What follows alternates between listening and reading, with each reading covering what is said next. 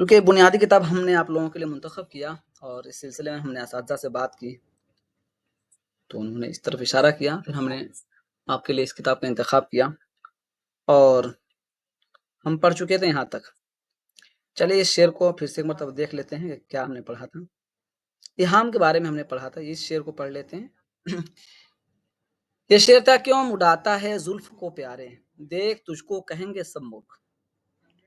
ایہام کا معنی آپ کو بتا دیا تھا، عربی زبان کا لفظ ہے اور باب افعال کا مصدر ہے۔ آپ کلاس سنیے، سوالات کے لیے ہم آپ کو آخر میں ٹائم دیں گے، بیچ میں کوئی سوال نہیں، بیچ میں جو بھی سوال ہے آپ کاپی پر نوٹ کر لیجیے۔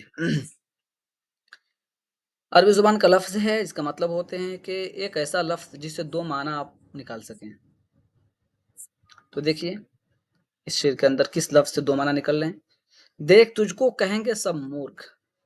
مورکھ ایک وہ لفظ ہے جو عموماً ہم استعمال کرتے ہیں اپنے بول میں، اپنے زبان میں، اور اپنے دوستوں کے لیے خاص طور سے جب ایک ساتھ پڑھتے ہوں گے، آپ کیمپس میں رہتے ہوں گے تو معمولی سی بات ہوگی تو کہتے ہوں گے یار بڑا مورکھ ہو تم، یعنی بڑا بیوقوف ہو۔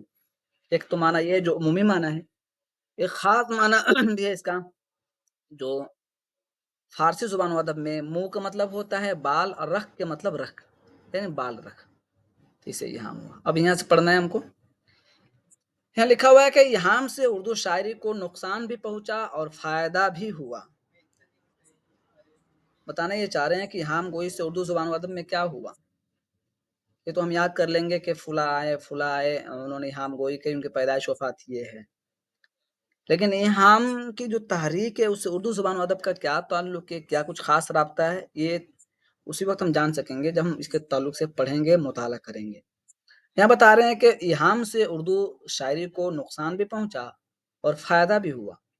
نقصان یہ ہوا کہ شاعر خیالات، احساسات اور جذبات کی ترجمانی کرنے کے بجائے الفاظ کے گورکھ دھندے میں الجھ کر رہ گیا۔ یعنی جذبات و احساسات کے بیان کرنے کے بجائے صرف لفظوں کے الٹ پھیر میں شاعر رہ گیا کہ کون سا لفظ کیسا ہے، کون سا لفظ کیسا ہے، اس کے دو معنی کیسے ہوں گے، اس چکر میں شاعر رہ گیا۔ چونکہ عوام میں یہاں کو بہت زیادہ مقبولیت حاصل تھی، اس لیے شاعر مختلف المعنی اور پہلووار الفاظ پر زور دیتے تھے۔ مختلف المعنی کا مطلب ہوتے ہیں ایک لفظ ہو اس کے کئی معنی ہوں، ایک لفظ ہے اس کے کئی معنی ہو، مختلف المعنی اور پہلودار الفاظ پر زور دیتے تھے۔ مثال کے طور پر وہی لفظ ہے گورکھ یا مورکھ، مورکھ جو ہے مورکھ، منہ مطلب بال فارسی زبان میں، رکھ مطلب رکھ۔ شاعری صرف صنعت گری اور شعبدہ بازی بن کر رہ گئی۔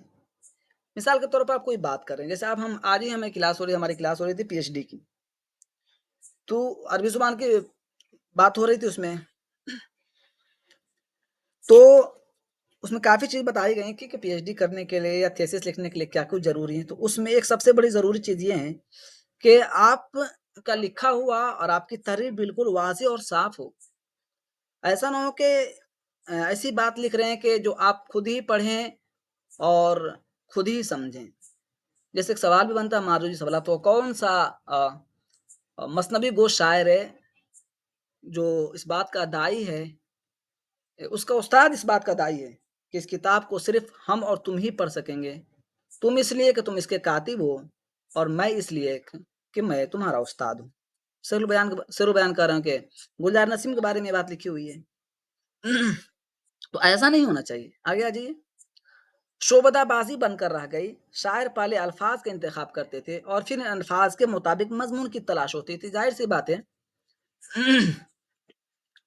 جب آپ پہلے ہی لفظ انتخاب کر لیں گے تو آپ کے اندر جو جذبات ہیں، وہ احساسات ہیں، وہ آپ کے تابع ہو جائیں گے۔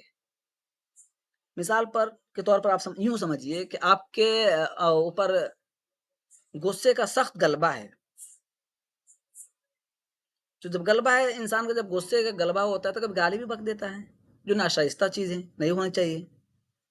اور اسی طرح جب کم غصے میں ہے، ذرا سی غلطی ہوئی تو بیوقوف کہہ کے چھوڑ دیتا ہے۔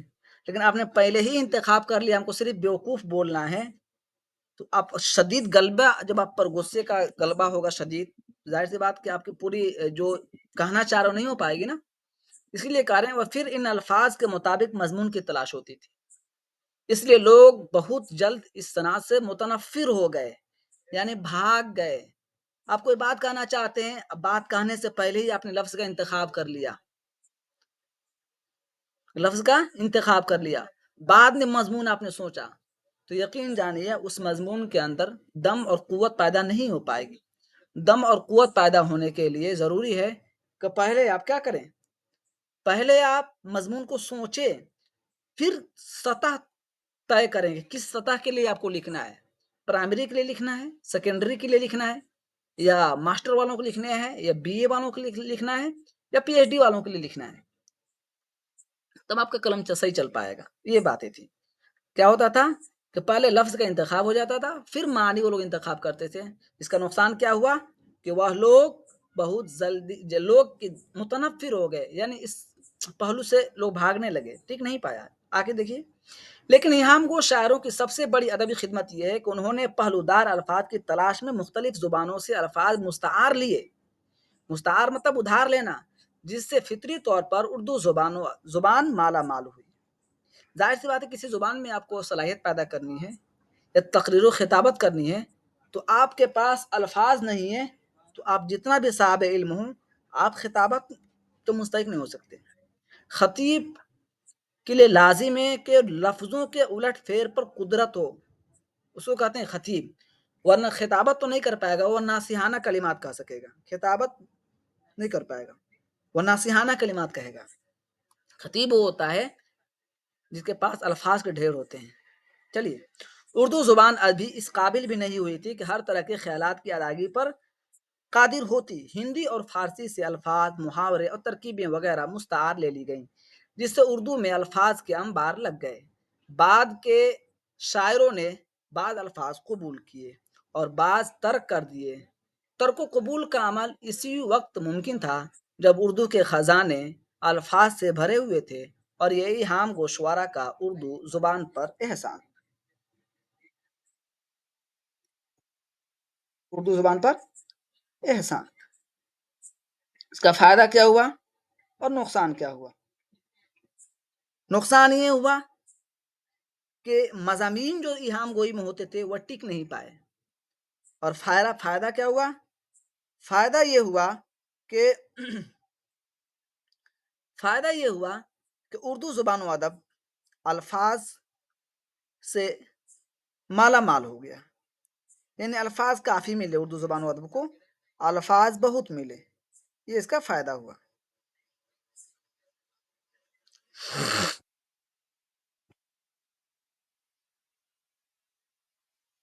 پروگرام کے لیے اس وقت کیوں میسج کر رہے ہیں؟ پروگرام کے دن پروگرام کے لیے کیجیے گا۔ چلیے، یہ بات ہے، آگے چلیے۔ ایہام کے خلاف سب سے پہلے یہ سوال دیکھیے، آپ نیٹ کا سوال امتحان دیتے ہوں تو یہ سوال بنتا ہے آپ سے کہ ایہام گوئی کے خلاف سب سے پہلے کس نے آواز بلند کی؟ کس نے آواز بلند کی؟ مرزا مظہر جانے جانا نے ایہام گوئی کے خلاف سب سے پہلے آواز بلند کی۔ انہوں نے اس تصنع، بناوٹ، بیجا تکلف کی جگہ سادہ گوئی کو رواج دیا، یعنی انہوں نے الفاظ کی شعبدہ بازی پر انسانی جذبات اور احساسات کو ترجیح دی۔ مرزا مظہر نے نہ صرف خود سیدھی سادی زبان میں شعر گوئی کی، بلکہ اپنے شاگردوں کی تربیت بھی اسی نہج پر کی۔ انعام اللہ خان یقین، خواجہ احسن اللہ خان بیاں، محمد فقیر صاحب دردمند، میر محمد باقر حزیں اور ہیبت قلی خان حسرت وغیرہ کو مرزا مظہری سے تلمذ تھا۔ اب آپ کو دیا جائے گا کہ اردو زبان و ادب میں ایہام گوئی پر 2 صفحہ لکھیں، تو یقین جانیے اگر یہ کلاس آپ نے پہلی کلاس کی اور آج دوسری کلاس کر رہے ہیں تو 2 صفحہ نہیں بھی لکھ پائیں گے تو 1.5 سے 1.25 صفحہ ضرور لکھ لیں گے۔ اتنی بات جان گئی کہ ایہام کیا ہوتا ہے، ایہام کا مطلب کیا ہوتا ہے، اتنی بات جان گئے کہ ایہام میں کیسے مضامین بیان کیے جاتے تھے، اتنی بات یہ بھی جان گئے کہ ایہام گوئی کے خلاف سب سے پہلے کون سی تحریک شروع کی گئی، اتنی بات یہ بھی جان گئے کہ ایہام سے کیا فائدہ ہوا اردو زبان و ادب کو، اور ایہام سے کیا نقصان پہنچا اردو زبان و ادب کو۔ یہ ساری چیز جاننے کے لیے مطالعہ کرنی ہوگی، جب تک مطالعہ سے نہیں پڑھیں گے بہت فائدہ نہیں ہوگا۔ चूंकि रटी हुई चीजें आप भूल जाएंगे। आप वक्त जब करीब आए इम्तिहान से तो रटना शुरू कीजिए। यकीनन इम्तिहान भी पास करना है, और सिर्फ इम्तिहान नहीं पास करना है, तो उसके 4-5 महीने जो बाकी है मुताले पर लगाइए। आ गया जी। इन शायरों की कोशिशों से इहाम गोई तकरीबन खत्म हो गई। शाह हातिम इहाम गोई के आजिमुल मर्तबत उस्ताद थे, लेकिन जमाने की रविश देखकर वह भी तायब हो गए। उन्होंने तायब मतलब क्या होता है? तायब के मतलब ये होता है कि वापस आ जाना। और तायब का दूसरा माना होता है जो फिqही इस्तिलाह में तौबा कर लेना। तौबा कर ले मतलब यह नहीं है, यहाँ मतलब होता है रुजू कर लेना, यानी जिस मसलक पर वह चल रहे थे या जिस तहरीक से वह जुड़े हुए थे उस तहरीक से उन्होंने अपनी वापसी कर ली। क्या लिखा है यहाँ? हशा हातिम यहाँ गोई के अजीमुल मर्तबत उस्ताद थे, लेकिन जमाने, अच्छा बता देता हूँ आपको, लिख लीजिए डायरी में। शाह हातिम की जो दीवान थी, दीवान जा क्या नाम था उसका, कोई बताइए? दीवान ज्यादा क्या नाम था? ठीक है, ओके। दीवान ज्यादा से ही उर्दू जुबान व अदब में तदवीन का काम शुरू हुआ। ये लिख लीजिए, ये सवाल लिख लीजिए वरना बहुत टहलना पड़ेगा। उर्दू जुबान व अदब में दीवान ज्यादा से ही, यानी शाह हातिम की जो दीवान है उसी से तदवीन का काम शुरू हुआ। जो तदवीन एक इस्तिलाह है, उसका काम इसी किताब से शुरू हुआ। चलिए आगे आ जाइए। जिसमें बेशतर अशार में इहाम था। अब उन्होंने भी मजबूर होकर पहले दीवान का इंतखाब किया, दीवान ज़ादा हातिम देखिए के नाम से मुरतब किया, जिसमें इहाम की चंद गजलें नमूने के तौर पर रहने दी। अब आ गया जी। ठीक यही जमाना है जब सौदा, दर्द और मीर की अदबी जिंदगी का आगाज होता है। ऐसा मालूम होता है कि सदियों तक उर्दू शायरी इन तीन शायरों के लिए मैदान तैयार कर रही थी। ऐसा बहुत कम होता है कि एक ही जमाने में इस पाए के तीन शायर पैदा हो। अब इस पैराग्राफ में आपको लगा कि उन्होंने लिखा है कि ऐसा मालूम होता था कि मीर सौदा और दर्द के लिए मैदान तैयार किया गया, और एक ही जमाने में तीनों पैदा हुए, और तीनों अपने फन में आफताबो महताब की हैसियत रखते हैं। तीनों अपने फन में आफताबो महताब की हैसियत रखते हैं। अब देखिए कैसे, इस पैराग्राफ को पढ़िए। ये तीनों साहब तर्ज शायर थे और सबका अलग अलग तर्ज था। मीर ने उर्दू गज़ल में दाखिलियत को इंतहा तक पहुंचाया। अब आपसे एनटीए में एक सवाल पूछा जाएगा, मीर के शायरी में खारजियत पाई जाती है, मीर के शायरी में दाखिलियत पाई जाती है। अब क्या जवाब आपके पास होगा? आपने मुताला किया और आपको मिल गया कि मीर ने गज़ल में दाखिलियत को उरूज तक पहुंचाया। समझ गए? देखिए, देख लिया ना? ये यानी वो बाहर की दुनिया से बेनियाज होकर खुद अपने दिल की दुनिया में गुम हो गए।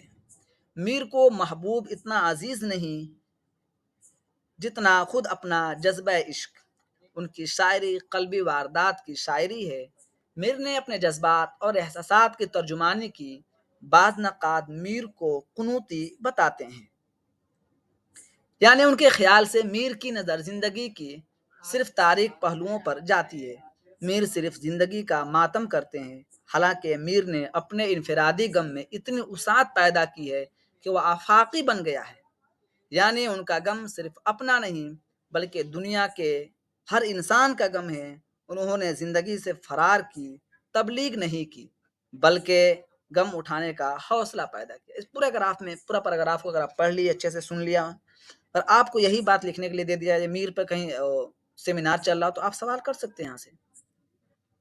एक सवाल यहाँ, एक नुक्ता भी उभर रहा है कि मीर ने दाखिलियत पर जोर दिया, वो कैसे?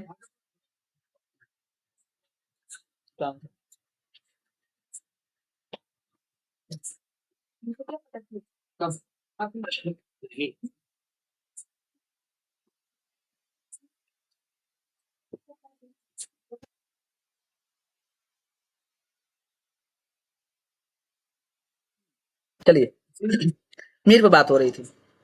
अब मीर को कुनूती शायर भी कहा जाता है, मीर को दाखिली शायर भी कहा जाता है, और एक तरफ यहाँ लिखा है कि मीर को महबूब इतना अजीज नहीं जितना खुद अपना जज्बा इश्क।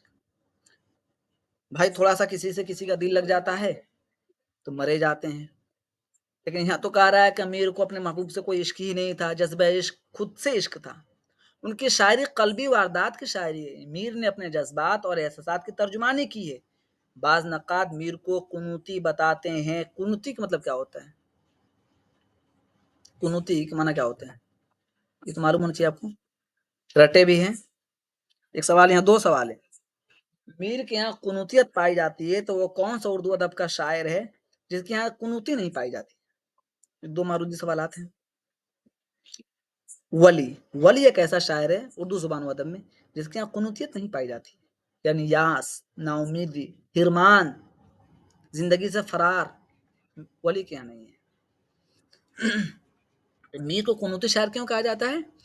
کہ میر نے اپنا غم، میر جس زمانے میں تھے اس زمانے میں ان کے گھر اور ان کے شہر لوٹ لیے گئے، تو انہوں نے اس غم کو صرف اپنا نہیں بتایا۔ میر نے کیا کہا دیکھیے یہاں، اپنے انفرادی غم میں اتنی وسعت پیدا کی وہ آفاقی بن گیا، یعنی انہوں نے اس غم کو اپنے طور پر نہیں لیا بلکہ پوری دنیا اور پوری انسانیت کو کے غم کو اپنا غم جانا، یعنی ان کا غم صرف اپنا نہیں بلکہ دنیا کے ہر انسان کا غم ہے۔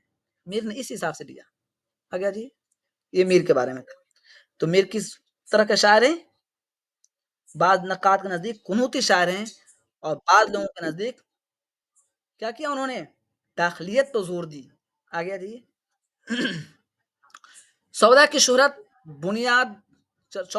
کی بنیاد قصیدوں اور ہجویہ قصیدہ پر، یعنی ہجووں پر ہے، جس کا مطلب یہ نہیں کہ انہوں نے غزل کو کچھ نہیں دیا۔ غزل میں خارجیت کی ابتدا سودا ہی سے ہوتی ہے۔ ایک سوال اگر یہاں سے آپ سے بن جائے، جیسے ہمارے یہاں سیمینار تھا، خواجہ اکرام صاحب آئے تھے JNU سے، تو ہم لوگوں نے دو چار شعر یاد کر رکھا ہے بس غزل ان کی میر کی۔ انہوں نے پوچھ لیا میر نے اس کے علاوہ اور کیا کام کیا، اور بتائیے، کیا انہوں نے صرف یہی کام کیا؟ تو جب ہم مطالعہ نہیں کریں گے تو ہماری معلومات اور ہماری جو ہے کہ معرفت سمٹی رہے گی ایک دم، ہم کنویں میں بند رہیں گے جب تک مطالعہ نہیں کریں گے۔ تو اب دیکھیے یہاں کیا معاملہ ہے، ہم یہ جانتے ہیں چلو کہ آپ کلاس سن لیجئے، بعد میں آپ کو کتاب بتا دی جائے گی، آپ صرف کتاب کے لیے پریشان ہیں۔ آپ کلاس سنیے، کلاس ابھی جو آپ کے پاس وقت ہے اس کو دیکھیے۔ یہ کلاس اصل میں پیڈ والوں کی ہے، کلاس عام کیا میں نے 1-2 دن کے لیے، کیا کہ آپ دیکھیں کلاس کیسے ہوتی ہے یہاں۔ اب کتاب پر فوکس، نام تو آپ کو مل بھی جائے گا کہیں نہ کہیں، لیکن آپ سبق کو سمجھنے کی کوشش کیجیے، بہتر رہیے۔ آگیا جی، اب تک ہی جان رہے کہ چونکہ سودا ہمارے یہاں قصیدہ میں شامل ہیں اور داخل نصاب بھی ہیں اور کافی اہم بھی ہیں انہوں نے، لیکن دیکھیے یہاں غزل میں سودا کی کیا خدمات ہے ان کے بارے میں دیکھیے۔ غزل میں خارجیت کی ابتدا سودا ہی سے ہوتی ہے، یہ اپنے آپ میں ایک سوال ہے۔ غزل میں خارجیت کا دین کس کی ہے؟ تو سودا کی دین ہے، یعنی سودا دل کی دنیا سے زیادہ باہر کی دنیا پر نظر رکھتے ہیں۔ اب سودا میں اور میر میں کیا کچھ فرق ہوا؟ میر نے باہر سے زیادہ دل کی دنیا پر کوشش کی اور سودا نے دل کی دنیا سے زیادہ باہر کی دنیا میں کوشش کی، یہ فرق ہے دونوں۔ یہاں دیکھیے، یعنی سودا دل کی دنیا سے زیادہ باہر کی دنیا پر نظر رکھتے ہیں۔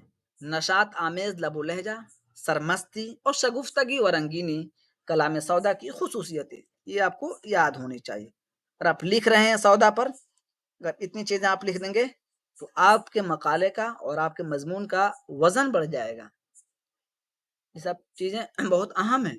آگے جی، درد اردو، دو شاعر کے بارے میں پڑھ لیا، تیسرا دیکھیے، درد اردو کے سب سے اہم سب سے بڑے صوفی شاعر ہیں۔ آپ کو لگتا ہوگا پیدائش وفات پوچھا جاتا ہے، میں نے آپ سے کہا ہے، آپ سے وعدہ بھی کیا ہے، میں دیا بھی تھا پچھلے بیچ میں 2 مہینے کے اندر میں 80 بچوں نے ایڈمیشن لیا، اس میں بھی اچھے خاصے لوگ ایڈمیشن لے چکے ہیں۔ اگر آپ بھی خواہش مند ہیں تو آج ہی جوائن کیجیے، چونکہ یہ کلاس 1-2 دن اور مل سکتی ہے، یا پروگرام کے بعد سنڈے کے بعد ہو سکتا ہے کلاس خاص کر دیا جائے۔ یہ تو عمومی کلاس چل رہی ہے، ابھی کوئی اسپیسیفک جو خاص کسی ٹاپک پر کلاس نہیں چل رہی ہے۔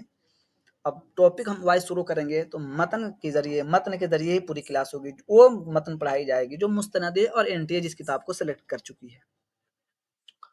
تو دیکھیے، مطالعہ کی عادت ڈالیے، ہم مطالعے کے شوقین ہوں گے، پڑھنے کے شوقین ہوں گے، قلم چلانے کے شوقین ہوں گے، تب ایڈمیشن لیجیے گا۔ آپ سوچیں گے کہ ہم آپ کو بنا کے دیں گے نوٹس، تو نوٹس ہم آپ کو کبھی بھی بنا کے نہیں دیں گے، اور اسی چیز کو اردو دنیا سے ختم کرنی ہے۔ نوٹس کا مطلب یہ ہے کہ آپ بالکل جو ہے دوسرے کے علم پر منحصر ہیں، آپ کا کچھ بھی علم نہیں ہے، آپ نے کبھی مطالعہ نہیں کیا، نہ مطالعہ کرنے کی کوشش کی ہے۔ چلیے آگے آ جائیے، درد اردو کے سب سے ایڈمیشن کے لیے ایڈمیشن آپ کو میں آخر میں بتا دوں گا. ابھی کلاس سنیے، کلاس سنیے آپ، کلاس میں آخر میں پوچھیے، میں سب بتاؤں گا آپ کو. درد اردو کے سب سے بڑے صوفی شاعر ہیں. ایک بات آپ کو معلوم بھی ہوگا، NTA میں پوچھا بھی جا چکا ہے. کیا کیسے صوفی شاعر ہیں؟ اب دیکھیے، آپ پتہ چلے گا. درد سے پہلے بھی اردو غزلیں میں متصوفانہ خیالات کا اظہار کیا جاتا تھا. اب دیکھیے NTA میں کافی سوالات ایسے بنتے ہیں، اس مرتبہ تھوڑا کم بنے تھے. اب آپ سے ایک سوال بن جائے گا کہ جدید شعراء میں تصوف کی طرف کس نے شاعری کی؟ تو اصغر کا نام لیں گا. ان سے پہلے کتنے؟ تو درد.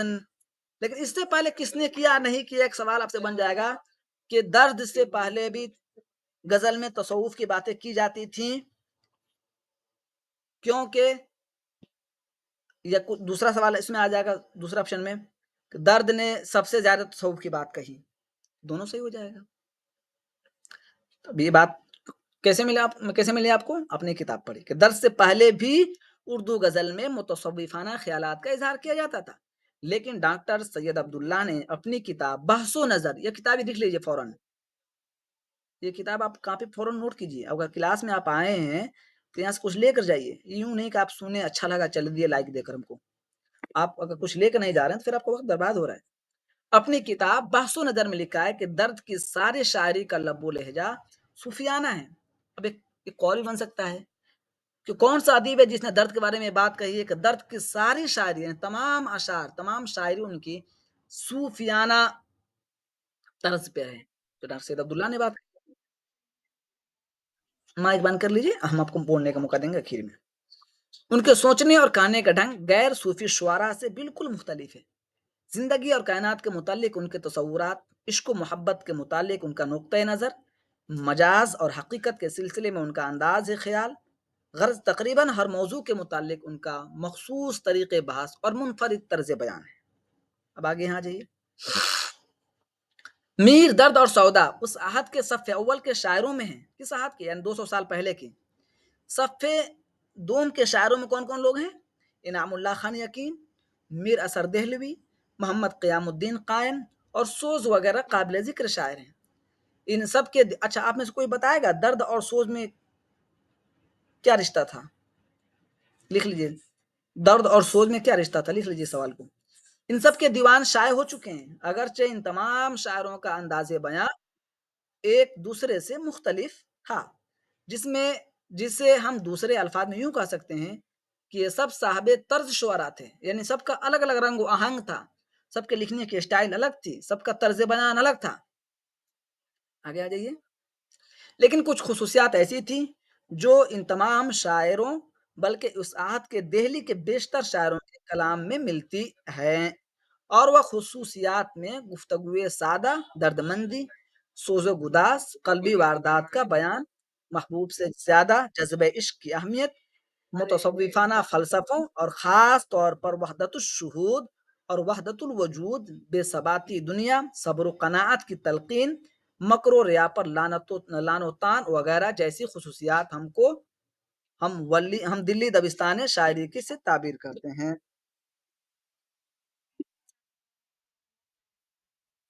آپ نے دیکھیے، میں نے آپ سے کہا نا یہ کلاس لکھ لیجیے. ابھی آپ گھبرا گئے کیوں؟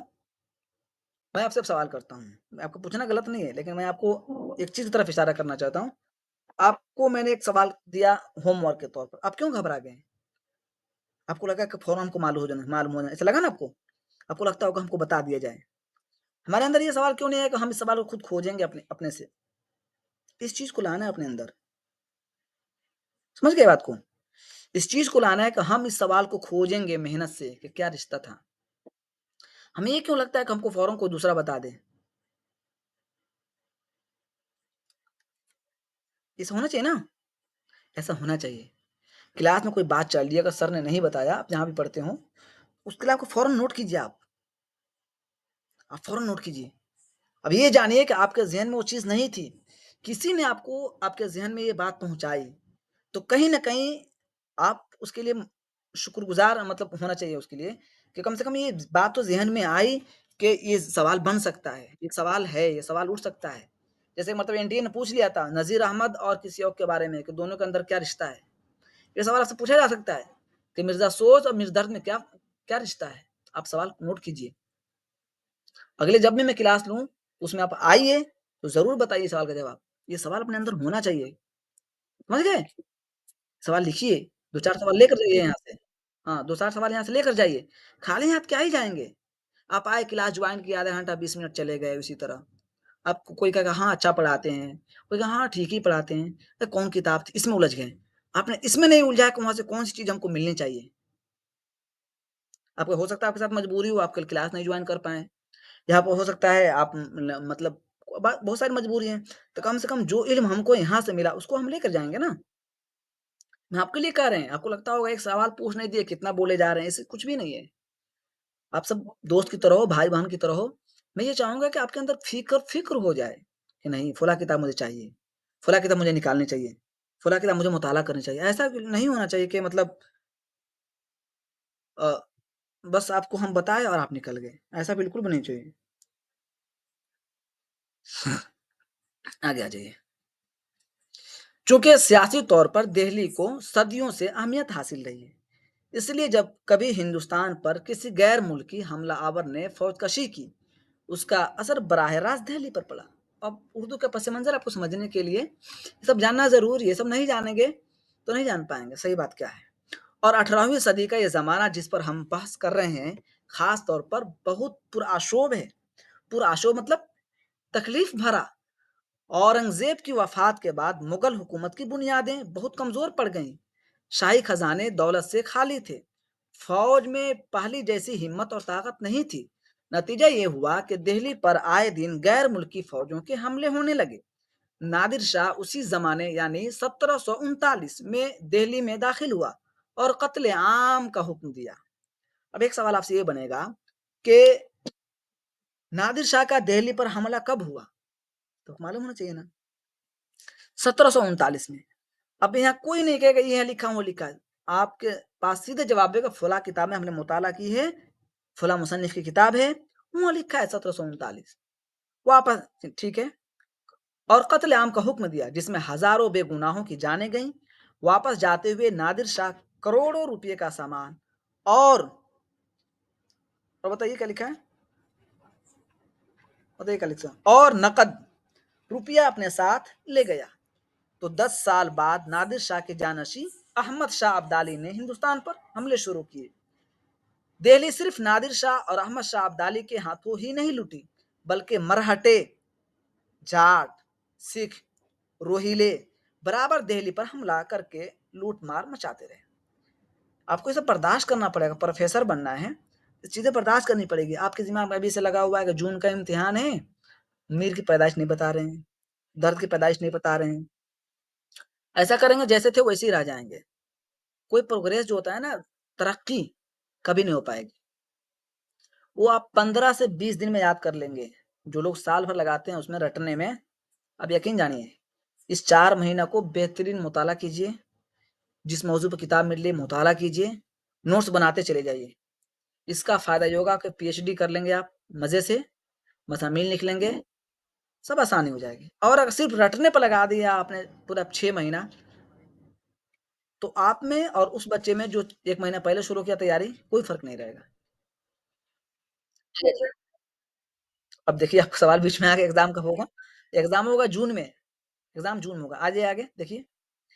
اس صاحب کی شاعری میں ایک غم، افسردگی کی جو لئے ہے اس کی بہت حد تک ذمہ داری ان سیاسی اور سماجی حالات پر ہے. ایک طرف تو روز روز کی لوٹ مار اور قتل و غارت گیری کا میدان گرم تھا، اور دوسری طرف فنکاروں کے خون جگر کی قیمت دینے والا نہیں تھا. جاگیرداری دور میں فنکاروں کی سرپرستی بادشاہ، نواب اور جاگیردار طبقے کے دوسرے افراد کرتے تھے. لیکن دہلی میں تو حالات اتنے دیگرگوں تھے کہ کسی کی مالی امداد کرنا تو کجا، خود زندہ رہنے کے لالے پڑے ہوئے تھے. ان پریشانیوں سے مجبور ہو کر بہت سے شاعر دہلی چھوڑ کر چلے گئے. ایک سوال بنا تھا اس مرتبہ کہ سب سے پہلے دہلی چھوڑ کر کون گئے. دیکھیے مل جائے تو ٹھیک ہے ورنہ سوال لکھے رہیے، میں پڑھاؤں گا مل ہی جائے گا کہیں نہ کہیں. 1760 کے لگ بھگ سودا پہلے فروخ آباد اور پھر اودھ کے دارالخلافہ فیض آباد گئے. میر نے دہلی کب چھوڑا؟ میر نے دہلی کب چھوڑا کسی کے علم میں ہے؟ بول سکتے ہیں. یہاں دیکھیے ایک جواب ملا آپ کو 1760 کے لگ بھگ سودا پہلے فروخ اور پھر اودھ کے دارالخلافہ فیض آباد چلے گئے، اور جب آصف الدولہ فیض آباد چھوڑ کر لکھنؤ آئے تو سودا بھی ان کے ساتھ لکھنؤ آ گئے، جہاں ان کا انتقال ہو گیا۔ ایک سوال یہ بھی ہے کہ سودا کا انتقال کہاں ہوا، ان کے مدفن کہاں ہے؟ لکھنؤ ہے۔ تو سودا ان کے ساتھ لکھنؤ آ گئے، جہاں ان کا انتقال ہو گیا۔ آخر عمر میں میر کو دہلی جیسا شہر جو انہیں جان سے زیادہ عزیز تھا چھوڑ کر لکھنؤ آنا پڑا۔ کیوں؟ کیوں؟ آپ نے پر اگر آپ میں سے کوئی ایک بولے، کوئی ایک صرف بولے، یہ صورتحال کیوں پیش آئی؟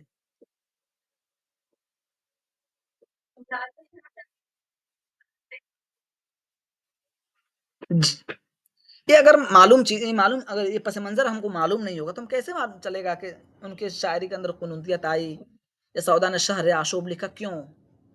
یقین جانے آپ فنکار ہیں، قلمکار ہیں، اور آپ کے آنکھوں کے سامنے آپ کا گھر بار لوٹ جائے تو کیا کریں گے؟ جذبات تو لکھیں گے نا، لکھیں گے۔ اور انسان فطری چیز جو فطری چیز ہوتی ہے انسان اسے متاثر ہوتا ہے، اس کے بول چال میں، اس کے رنگ و آہنگ میں، اس کے قلم میں، اس کے زبان کی ساخت میں، بناوٹ میں، بول میں اثر جھلکتا ہے۔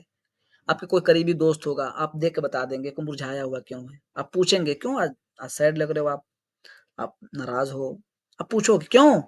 انسان فطری طور پر متاثر ہوتا ہے۔ جب ان کے سامنے ان کے گھر بار لوٹ لیے گئے، متاثر ہو گئے، قنوتیت کی طرف ان کا دل مائل ہوا، اور کوئی شہریاشوں کی طرف مائل ہوئے، اور ظاہر سی بات گھر ہی نہیں لوٹا بلکہ اپنے زندگی کے لالے پڑ گئے، گھر بار چھوڑنا پڑا، ہجرت کرنی پڑی۔ آگے جی، انہیں ترک وطن کرنے والوں میں انشا، جرات اور مصافی بھی تھے۔ لکھنؤ کے سیاسی اور سماجی حالات دہلی سے بہت مختلف تھے۔ اب دیکھیے یہاں ایک تو یہاں حملہ آوروں کا خوف نہیں تھا، دوسرے دولت کی جی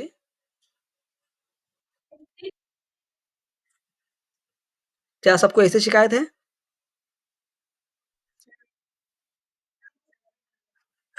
نیٹ ورک کا معاملہ ہوگا، تھوڑا سا دیکھ لیجیے آپ اپنی طرف سے۔ چلیے یہاں دیکھیے لکھنؤ کے سیاسی اور سماجی حالات دہلی سے بہت مختلف تھے۔ ایک تو یہاں حملہ آوروں کا خوف نہیں تھا۔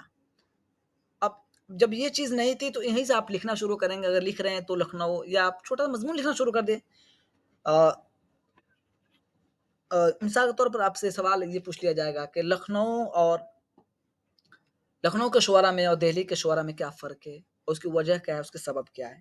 پی ایچ ڈی کے میں پوچھ لیا جائے تو آپ یہ سب مطالعہ نہیں کہہ رہیں گے تو نہیں بتا پائیں گے۔ اگر اتنا بھی مطالعہ آپ کا رہا ہے، اتنا ہی جان لیں گے تو 1-2 منٹ بول دیں گے کہ ہاں سر یہ سبب بنے کہ بادشاہوں نے اور جو ہے کہ ظالموں نے دہلی پر حملہ شروع کیا، ان کے گھر بار لوٹ لیے گئے، تو لہٰذا ان کے آنکھوں کے سامنے ان کی چیزیں لٹ گئیں، تو ان کا دل متاثر ہوا اور انہوں نے قنوتیت کی طرف ان کے شاعری میں غلبہ ہوا۔ اور لکھنؤ میں فراوانی تھی، جب ظاہر سی بات ہے جہاں فراوانی ہوتی ہے تو عیش و مسرت کی باتیں ہوتی ہیں۔ دیکھیے سمجھ میں آئے گا آپ کو آگے۔ ان حالات کا اثر غزل پر بھی پڑا۔ دہلی کے شاعروں میں شاعری میں دردمندی اور سوز و گداز تھا، اور یہاں مطلب لکھنؤ شوخی، شگفتگی، سرمستی اور نشاط نے جگہ لے لی۔ دہلی میں محبوب سے زیادہ عشق کے جذبے پر زور تھا، یا محبوب کے سراپے بیان کیے گئے، ادھر اس کے کاکل و رخسار کے قصیدے پڑھے گئے۔ دہلوی شعراء کے کلام میں اکثر و بیشتر تصوف کے فلسفوں کا بیان ہوتا تھا، یہاں بہت کم ان مسائل پر روشنی ڈالی گئی۔ دہلی میں تصوف کی باتیں ہوتی تھی اور یہاں رنگینیت کا غلبہ تھا، لکھنؤ میں۔ آگے جی، دہلی کے شعراء کی زبان سیدھی سادی تھی، یہاں شعراء نے رعایت لفظی اور تناسب لفظی جیسی صنعتوں کو فروغ دے کر زبان کو رنگین بنایا۔ آپ سے سوال بن جائے گا کس دبستان کی پہچان رعایت لفظی سے ہے؟ لکھنؤ سے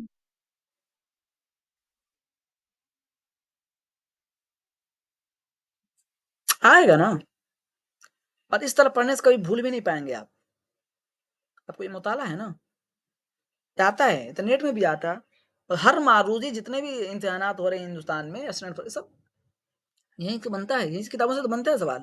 آگے جی، انشاء و جرات اور رنگین ان شاعروں میں ہیں جنہوں نے دلی کے دبستان شاعری سے بہت کچھ حاصل کیا اور پھر لکھنؤ کی بنیاد رکھی۔ دیکھ لیجئے بہت اہم یہ لائن ہے، سوال کے حساب سے بھی اور کافی چیزوں کے حساب سے بھی۔ انشا، جرات اور رنگین ان شاعروں میں ہیں جنہوں نے دلی کے دبستان شاعری سے بہت کچھ حاصل کیا، بس اتنا ہی نہیں، آگے دیکھیے، اور پھر لکھنوی شاعری کی بنیاد رکھی، سمجھ رہے ہیں؟ آگے آئیے، گرچہ دہلی میں بھی اکثر شعراء کی سرپرستی امیر اور دولت مند لوگ کرتے تھے، لیکن یہاں شعر و شاعری کے مقابلے میں یہ لوگ بالکل آزاد تھے، جیسا چاہتے تھے اور جو چاہتے تھے کہتے تھے۔ لکھنؤ میں ایسا نہ تھا، یہاں کے نوابوں اور خاص طور پر آصف الدولہ کے مزاج میں وہ شائستگی نہیں تھی جو مغل دربار سے براہ راست تعلق رکھنے کی وجہ سے دہلی کے امیروں میں تھی۔ اس کا لازمی نتیجہ یہ تھا کہ شاعروں کو نواب کے مزاج کا خیال رکھنا پڑتا تھا اور وہ صرف ایسے اشعار گانے پر مجبور تھے جو نواب کو پسند ہوں۔ دیکھ رہے ہیں نا؟ اس طرح اردو غزل میں فحاشی، ابتذال اور معاملہ بندی کے عناصر بہت زیادہ ہو گئے۔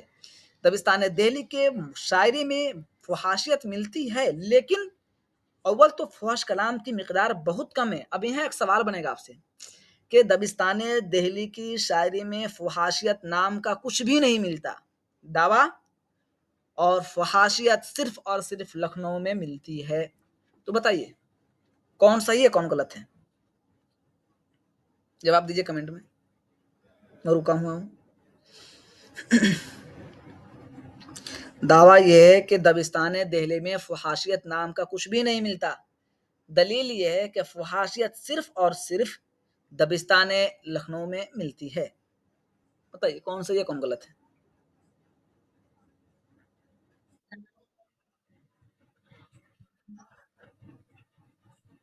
بتائیے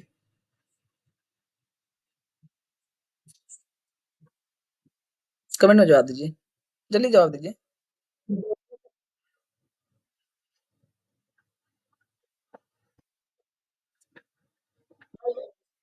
ہوں،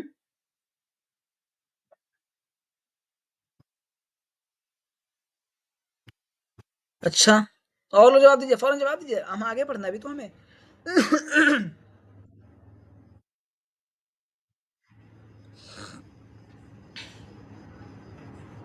چلیے، سوال یہ تھا کہ دبستان دہلی میں فحاشیت نام کا کچھ بھی نہیں ملتا، فحاشیت صرف اور صرف لکھنؤ میں پائی جاتی ہے۔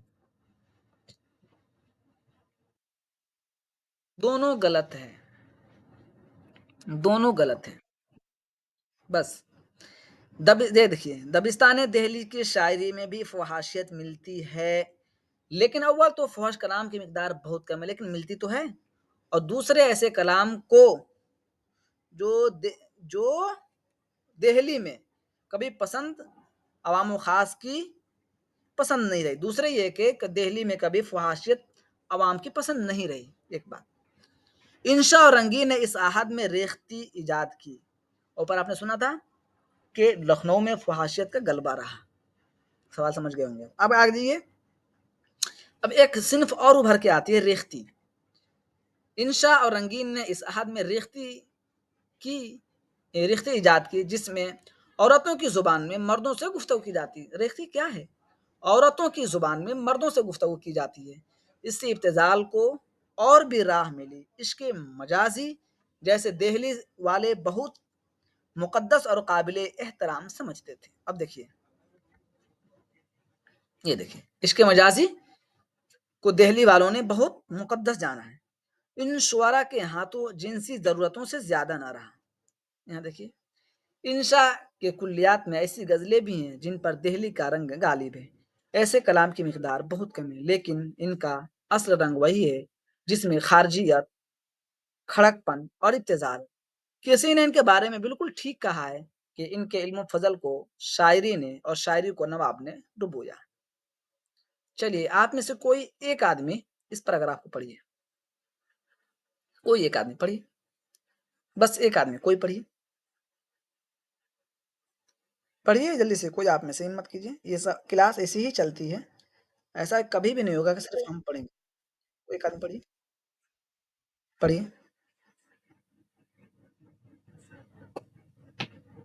شروع کیجیے، کیا ہوا؟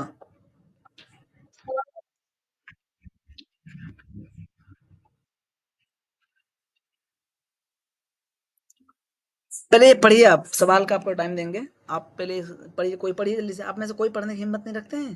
یہ کیا طریقہ ہے؟ بولنے ٹائم کیوں لگ رہا ہے؟ فوراً پڑھیے، شروع کیجیے۔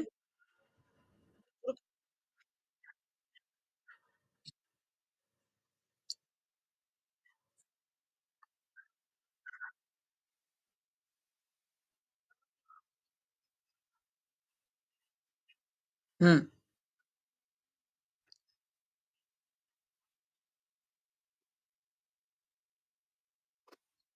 فرحا بند کیجیے مائک آپ، چلیے پڑھیے۔ ترائے امتیاز ہے، ترائے امتیاز ہے۔ ہوں ہوں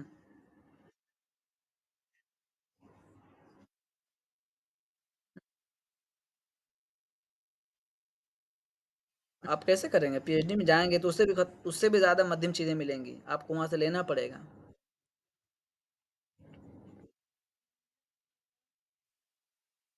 شین کاف واؤ ہا، بتائیے کیا ہوگا؟ شکو شکوا کیا ہوگا؟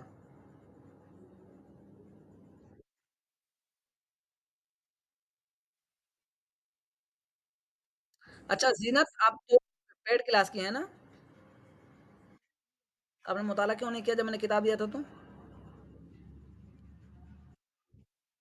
آپ میں بتا دوں، آپ سب کو میں بتا دیتا ہوں، جتنے لوگ پیڈ میں ہیں، اور جو نہیں ہے ان کے پاس کتاب نہیں، الگ بات ہے، تو پیڈ میں مطالعہ کرنا پڑے گا آپ کو، میں نے آپ صاف کہہ دیا کھل کر کہ پڑھنا ہوگا محنت سے، سب کو بتا دے رہا ہوں، اگر محنت سے نہیں پڑھیں گے تو سمجھ لیجیے آپ کو نکال بھی دیا جا سکتا ہے۔ ہمیں بھیڑ لگانے کا کوئی بھی شوق نہیں ہے، یہ آپ کا 200-400 روپے کا ہمیں کوئی لالچ نہیں ہے، محنت سے پڑھیں گی تو ٹھیک ہے، پڑھیے سیکھیے، اور ایسا نہیں پڑھ رہے ہیں آپ، من کرے گا آئیں گے، من کرے گا جائیں گے، تو ایسے لوگوں کو ضرورت بھی نہیں ہے۔ کئی لوگوں نے کہا کہ وہ سخت بولتے ہو، سخت اس لیے بولتا ہوں تو آپ نے ایمانداری سے پیسہ دیا ہے تو ایمانداری سے پڑھیے، کوشش کیجیے، صرف اس لیے بولتا ہوں، ایسا نہیں ہے کہ میں آپ کو میٹھی میٹھی باتیں کروں اور آپ کے یہاں گھیر کے رکھوں کہ ہمارے پاس پڑھو، ہمارے پاس پڑھو، مجھے کوئی شوق نہیں ہے، محنت سے پڑھ رہے ہیں، چلیے۔ ہوں ہوں مخصوص۔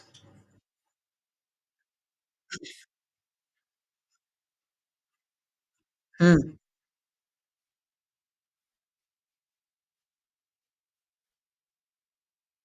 ہوں چلیے بس، دوسرا کوئی پڑھیے یہاں سے، پڑھی جلدی سے یہاں سے۔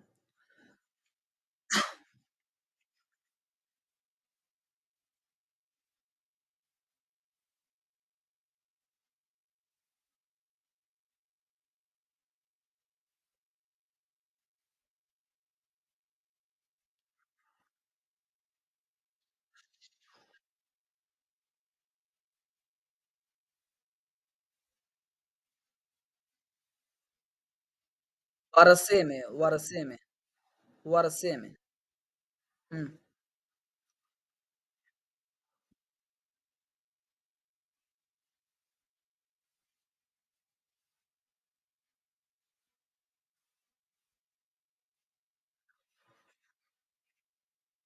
اچھا دیکھیے، آپ نے پڑھا ہے اپنا دامن کو بچائے رکھا، اس میں کو لفظ ہے؟ نہیں ہے نا؟ ہاں چلیے۔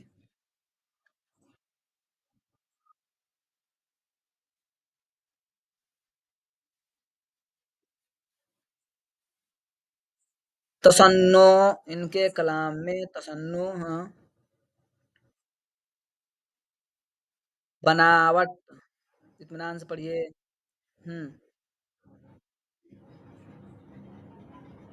میں پھر آپ کو میں پھر بتا دیتا ہوں، روک کے یہاں، ہوں،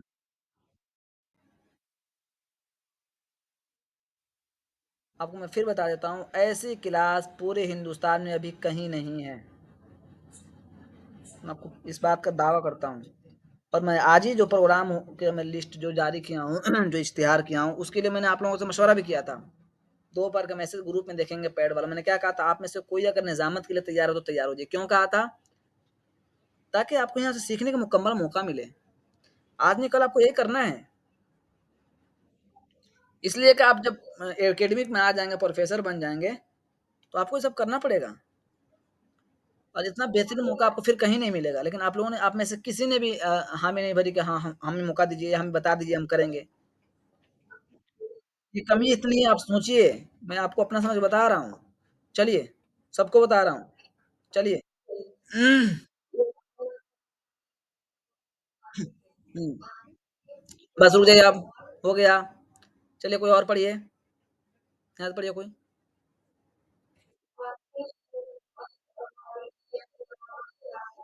हुँ,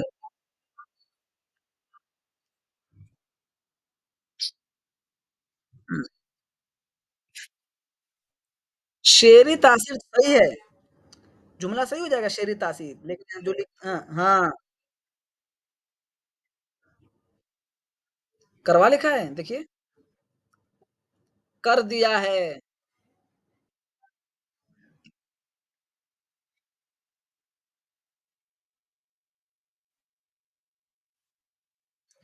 बस जी, मज़ाक-ए सलीम किसको कहते हैं बताइए? मज़ाक-ए सलीम किसको कहते हैं? पीएचडी के लिए एक शर्त ये भी है कि मज़ाक-ए सलीम का होना ज़रूरी है। बताइए आप में से कोई मज़ाक-ए सलीम से आपने क्या समझा? मज़ाक-ए सलीम का मतलब क्या होता है?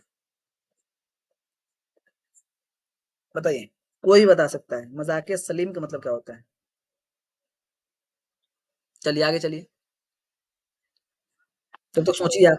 हुँ, हुँ, हुँ।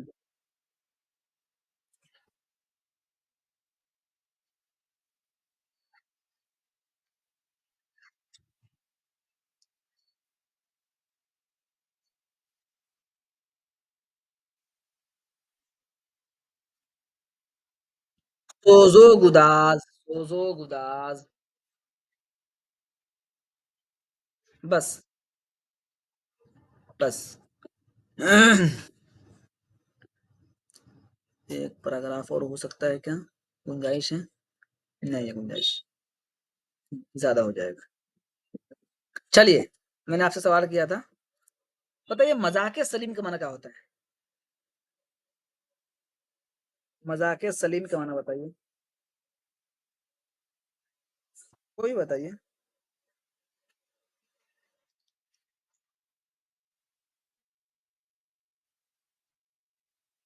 मज़ाक-ए सलीम अगर हम पढ़ने के हिसाब से सोचेंगे, तो जी, इसको अगर हम ये कह दें तो इल्मी सोच, या दूसरा माना देंगे तो कहेंगे इसको तंज़ीम के अंदर जिसकी सलाहियत हो, या साइंटिफिक सोच, तरतीब के ज़रिए आपको मालूम होना चाहिए। समझ गए? और मज़ाक सलीम पर यानी आपकी अक्ल सलीम, सोचते सब कोई हैं।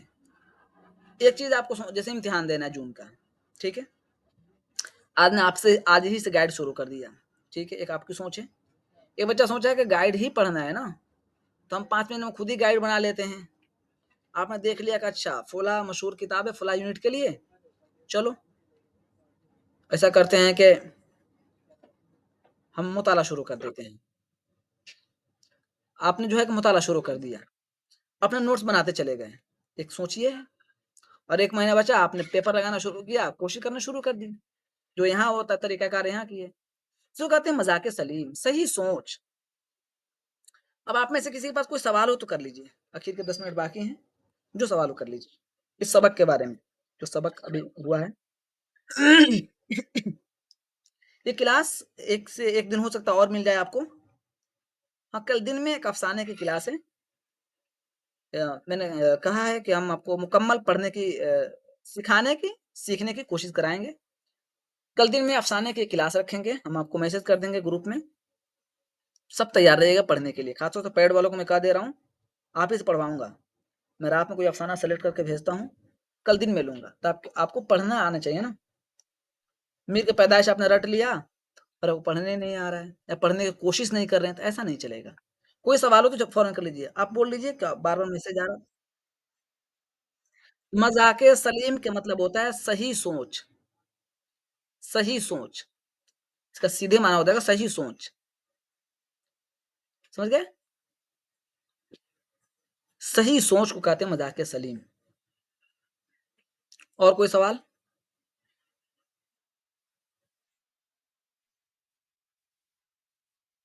जी, उस टाइम सवाल ये था, ठीक है, उस टाइम सवाल ये था कि ये मोहम्मद आदिल का मैसेज बार-बार आ रहा है, सबसे पहले क्यों आप ये सवाल खुद खोजिए, मैं नहीं बताऊँगा, मारूजी सवाल अगर नहीं बताने वाला मैं नहीं हूँ। मैं आपको मतन से और किताब से करीब करने वाला हूँ। ऐसा नहीं है कि अभी 6 महीना बाकी है, अभी से हम शुरू हो जाएँ उस पर। इसलिए मैंने कभी किसी से नहीं पूछा बच्चों से, हम जो यहाँ बच्चे पढ़े थे कि तुमने कितना सही किया, तुम्हारी क्या गलती हो गई। बहुत ज़्यादा मुझे फ़ोकस नहीं है, मुझे बहुत ज़्यादा इस बात पे फ़ोकस है कि अपना सलाहियत पैदा कर सकें। माइक बंद कर लीजिए, पहले उनका जवाब दे दूँ मैं।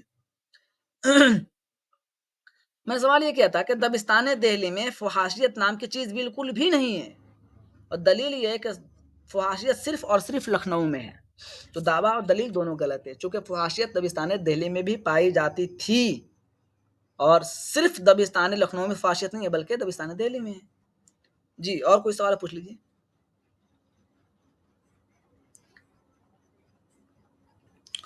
और आप ये सोच रहे होंगे कि हमको आप मारूजी सवाल ही बताएँगे, अभी एक लफ़्ज़ भी नहीं बताने वाला हूँ मैं साफ़ क्लियर बता दे रहा हूँ। आपको मुताला सर सबसे पहले शायर ने दिल्ली से लखनऊ हिजरत की, सबसे पहले किस शायर ने? अच्छा, तलाश कीजिए आप, सोचने समझने की सलाहियत ठीक है। सर सबसे पहले फिर वही सवाल, ये आप खोजिए, तलाश कीजिए। एक जवाब आपको यहाँ मिल गया कि सौदा ने कितने में हिजरत की? चलिए जी। नहीं, अब तो खत्म हो गया वो। निज़ामत मैंने अपने बच्चों को दिया था ज़िम्मेदारी जो एडमिशन लिए हैं उनको मैंने कहा था, बहुत कोशिश की कि इनमें से कोई तैयार हो जाए। पता नहीं क्या है तैयार नहीं हुए। मुझे बहुत अफ़सोस हुआ। मैंने कहा भी था कि मैं पूरा हेल्प करूँगा। काश ये लोग तैयार होते।